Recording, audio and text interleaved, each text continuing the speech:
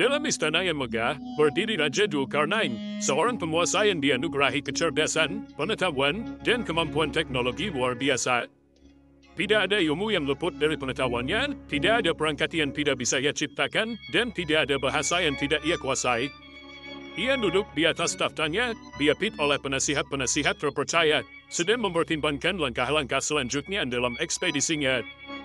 Raja Dzulkarnain, kita telah mencapai puncak kemajuan di negeri ini. Apakah kita akan berhenti di sini? Tanya Ilyas, salah satu penasihat bijak. Dzulkarnain tersenyum, kemajuan hanyalah peta yang tak pernah selesai digambar Ilyas. Adalah di satu ekspedisi yang harus kita lakukan, yakni misi yang datang dari Tuhan semesta alam. Dzulkarnain merenung sejenak dan mengambil mushaf dari meja di sampingnya. Ia berkata pelan, sambil menunjuk pada beberapa ayat yang senada dengan surat Al-Kahfi dalam Al-Quran. Ada tanda-tanda bahwa Allah telah menunjukku untuk sebuah misi besar. Ekspedisi kali ini bukanlah sekedar perjalanan fisik, tapi juga rohani. Penasihat-penasihatnya terdiam, terpesona oleh kebijaksanaan rajanya. Setelah menutup mushaf, Dzulkarnain bangkit dari tahtanya. Dzulkarnain dengan tegas berkata, kita akan melakukan ekspedisi ke bumi di belahan barat, kemudian ke timur, dan akhirnya akan berakhir di suatu tempat yang tertutup oleh dua gunung besar. Di sana, kita akan menemukan suatu tugas yang telah ditentukan oleh Allah. Zaid, penasihat militer, merasa penasaran dan bertanya, apakah itu berarti kita akan menghadapi ancaman atau musuh Tuhan? Dzulkarnain menatap Zaid dengan mata yang penuh kebijaksanaan, bukan selalu musuh yang nampak adalah ancaman Zaid. Terkadang, ancaman terbesar datang dari diri kita sendiri, yaitu ketidakmampuan kita untuk melakukan apa yang benar, meski kita memiliki kekuatan untuk melakukannya. Semua yang hadir merasa tergugah. Raja mereka tidak hanya memimpin mereka dalam peperangan atau kemajuan teknologi, tetapi juga dalam pencarian makna dan kebenaran. Dzulkarnain beranjak dari ruang istananya, menatap ke arah langit yang membentang luas. Ia berbisik dalam hati, inilah saatnya. Bismillah, sekarang waktunya untuk memenuhi panggilan dari Yang Maha Kuasa. Raja Dzulkarnain siap memulai ekspedisi yang bukan hanya akan menentukan masa depan kerajaannya, tapi juga membawa dampak bagi umat manusia seluruhnya. Dan dengan itu, Dzulkarnain bersama pasukannya memulai perjalanan yang akan membawanya melintasi bumi, mencari kebenaran, keadilan, dan di atas semua kehendak dari Allah. Kisah ini baru saja dimulai, dan setiap langkah yang akan diambil oleh Raja Dzulkarnain pastilah penuh dengan hikmah yang dapat kita petik. Raja Dzulkarnain dan pasukannya bersiap untuk perjalanan panjang. Kapal-kapal yang dilengkapi teknologi canggih dan persediaan yang cukup disiapkan. Raja memilih pasukannya dengan teliti, memastikan bahwa mereka tidak hanya kuat secara fisik, tetapi juga rohani. Dzulkarnain berkata kepada Sang Jenderal Zaid, saya memerlukan pasukan yang bisa berpikir dan merenung, bukan sekedar melawan.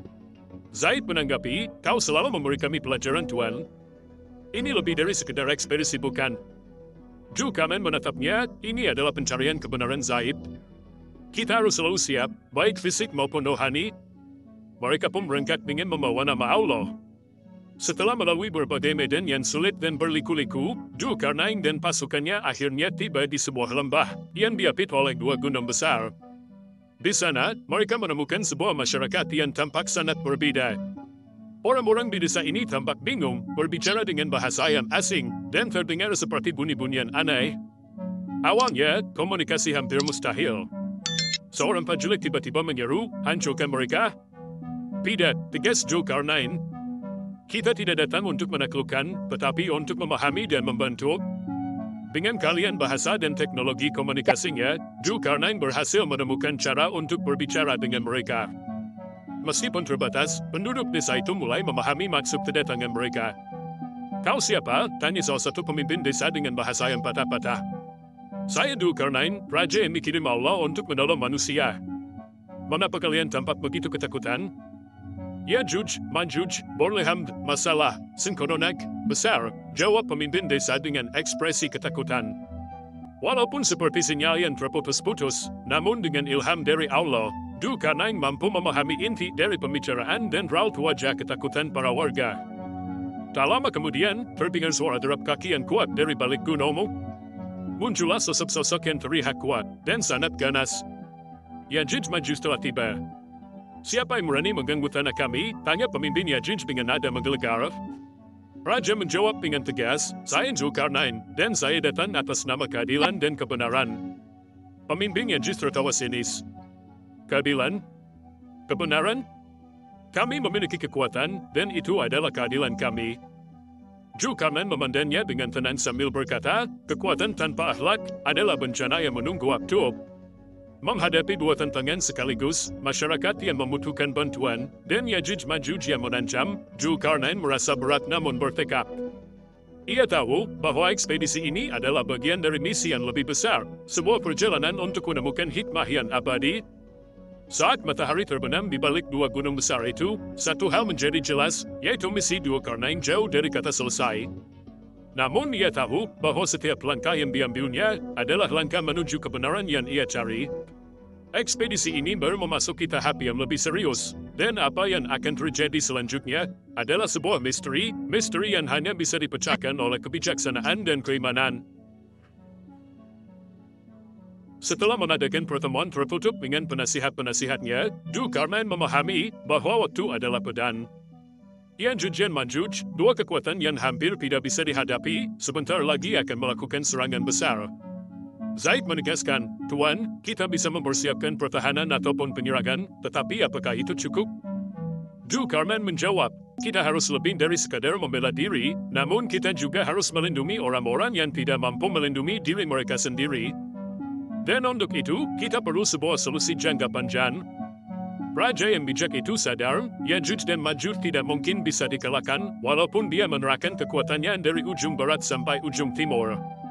Dia mendapat ilham, bahkan kelak Nabi Isa dan Imam Mahdi akan lari menyelamatkan diri dari mereka, karena memang tidak ada yang sanggup melawannya. Satu-satunya solusi untuk mengakhiri penderitaan warga adalah dengan membunuhnya. Zulkarnain lalu memanggil para insinyur dan arsitek terbaik di kerajaannya. Kita perlu membangun sebuah tembok, sebuah dinding yang tidak hanya kuat, tetapi juga simbol dari keadilan dan kebenaran yang kita perjuangkan. Usulan ini mendapat dukungan penuh, tetapi ada juga kekhawatiran. Amir, sang kepala insinyur bertanya, material apa yang akan kita gunakan Tuan, dan apakah kita memiliki cukup waktu? Zulkarnain menghela nafas sejenak, kita akan menggunakan campuran besi dan tembaga yang dipanaskan. Dan mengenai waktu, Allah akan membantu kita jika niat kita benar. Bismillah. Ketika tembok mulai dibangun, Yajij dan Majuj muncul lagi, kali ini dengan nada penuh keangkuhan. Mengapa kau melakukannya, Zulkarnain? Kau bisa menjadi raja yang lebih kuat dengan kekuatan kami, tawar Yajij. Zulkarnain menatapnya dan menjawab, kekuatan tanpa akhlak hanyalah bencana yang menunggu waktu. Majuj menimpali, kau membuang kesempatan besar, Zulkarnain. Kami bisa memberimu kekayaan, kekuasaan, dan kejayaan sampai akhir zaman. Ini bisa melebihi kekuasaanmu dari timur sampai barat, namun tergerus oleh usia. Zulkarnain menghela nafas panjang, lalu berkata dengan bijaksana, kekayaan dan kekuasaan tanpa keadilan adalah kebobrokan, bukan kejayaan. Sang Raja berteriak kepada para pasukannya, atas nama Allah, kurung mereka.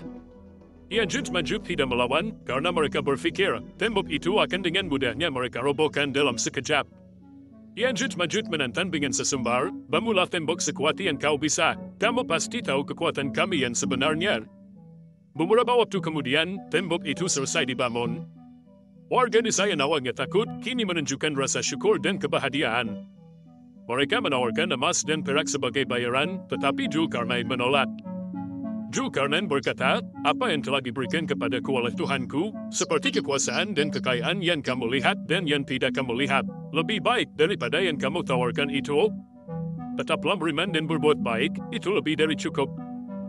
Zulkarnain berdiri di depan tembok besar itu, merenung tentang semua yang telah terjadi.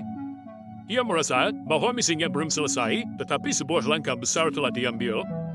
Ia berkata pada pasukannya, kita semua punya tembok dalam diri kita. Tembok yang memisahkan kebenaran dari kebohongan, dan tembok keadilan dari ketidakadilan. Hari ini, kita telah membangun satu tembok fisik, tetapi jangan lupa untuk membangun tembok dalam diri kalian juga. Dengan senja yang menyelimuti langit, Zulkarnain dan pasukannya meninggalkan desa tersebut, yakin bahwa mereka telah meninggalkan sesuatu yang lebih dari sekedar dinding batu dan logam. Mereka telah meninggalkan hikmah, yakni sesuatu yang akan diingat dan diceritakan selama-lamanya. Musim dingin tiba, menutupi pegunungan dengan salju tebal, dan sungai yang membeku. Orang-orang di desa mulai khawatir. Mereka bertanya-tanya, apakah tembok yang baru dibangun itu cukup kuat untuk menahan kekuatan alam, sekaligus kekuatan Yajuj dan Majuj dari dalam. Zulkarnain yang telah kembali ke istananya, menerima kabar tentang kekhawatiran ini, dan memutuskan untuk kembali ke desa tersebut. Saat tiba, Zulkarnain disambut hangat, namun dia bisa melihat kecemasan dalam mata warga desa. Dia melihat tembok itu tidak ada yang kurang sedikit pun, masih sama ketika ia tinggalkan. Zulkarnain berkata kepada warga, "Hadirlah di pusat desa malam ini, aku memiliki sesuatu untuk dibagikan." Malam itu, api unggun membakar cerah di tengah desa. Zulkarnain berdiri di depan warga desa dan berkata, "Tembok ini hanyalah sebuah struktur fisik, namun kekuatan sejati berasal dari iman dan kebersamaan kita." Seorang anak kecil mengangkat tangan dan bertanya, "Apakah itu berarti kita tidak perlu takut lagi, wahai Raja yang Agung?" Zulkarnain tersenyum, "Takut adalah bagian dari kehidupan, tetapi jangan biarkan itu mengendalikan kalian. Berdoalah dan bertindak dengan benar, Allah akan melakukan sisanya." Tidak lama setelah itu, gempa kecil mengguncang desa. Tembok tampak retak, tetapi tetap berdiri kokoh. Namun ternyata, itu hanyalah ilusi dari mata warga karena ketakutan. Zaid menghampiri Zulkarnain, "Anda benar tuan, tembok ini lebih dari sekedar bata dan logam." Zulkarnain menambahkan, "Iya, ini adalah simbol dari apa yang bisa kita capai saat kita memilih untuk bertindak bukan atas dasar ketakutan, tetapi atas dasar harapan dan keadilan." Dia berkata kepada warga, "Yajuj Majuj, seberapapun kuatnya mereka, tidak akan mampu menembus tembok ini. Namun ketakutan kalian, pertikaian di antara kalian, fitnah di antara manusia, dengan sendirinya akan meruntuhkan tembok ini." Saat Zulkarnain kembali ke kerajaannya, dia membawa dengan dirinya kepuasan dan kebahagiaan yang sulit dijelaskan. Dia tahu dia telah membantu sebuah desa, tetapi lebih dari itu, dia telah membantu membangun tembok dalam diri dan hati mereka.